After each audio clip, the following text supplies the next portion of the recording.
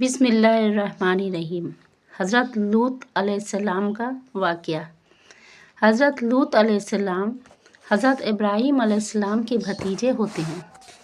حضرت ابراہیم علیہ السلام جب اپنے وطن عراق سے ہجرت فرما رہے تھے تو آپ کی اہلیہ بی بی ہاجرہ اور بھتیجے حضرت لوط علیہ السلام بھی ساتھ تھے۔ راستے میں اردن اور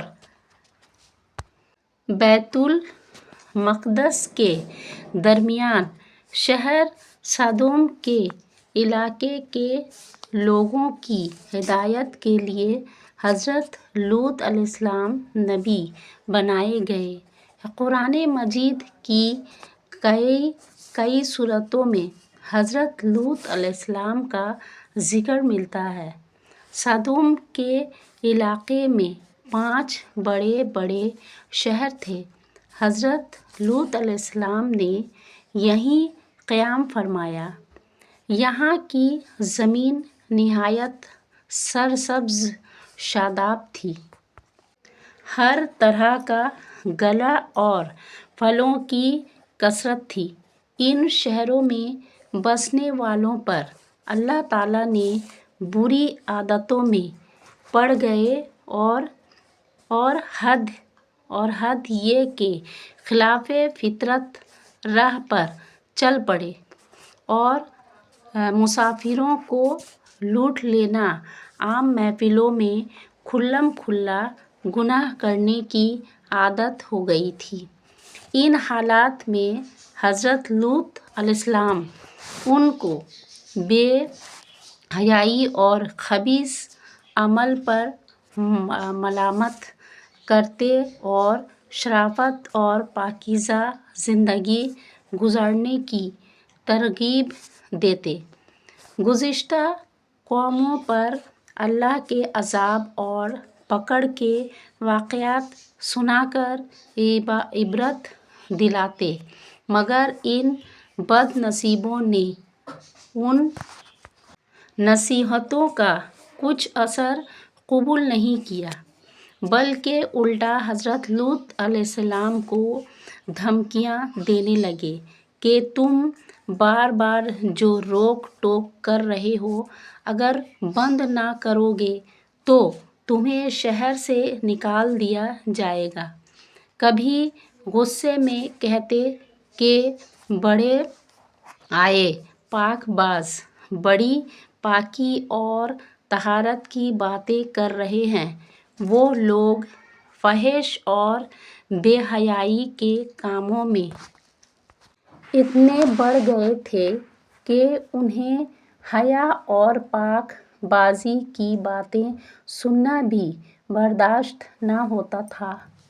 بے شرمی کے علاوہ اس قوم میں شراب خوری، گانا بجانا، دہی گدھی، کتھا کٹانا، مونچھیں بڑھانا، کبوتر بازی، دہلے پھینکنا، سیٹی بجانا اور ریشمی لباس پہننے کا رواج عام ہو گیا تھا۔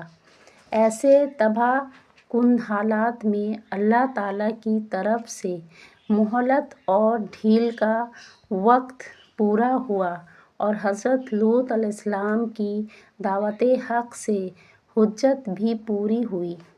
قوم اپنے حرکتوں سے باز نہ آئی۔ فرشتے اللہ کے عذاب کا فیصلہ لے کر آ گئے۔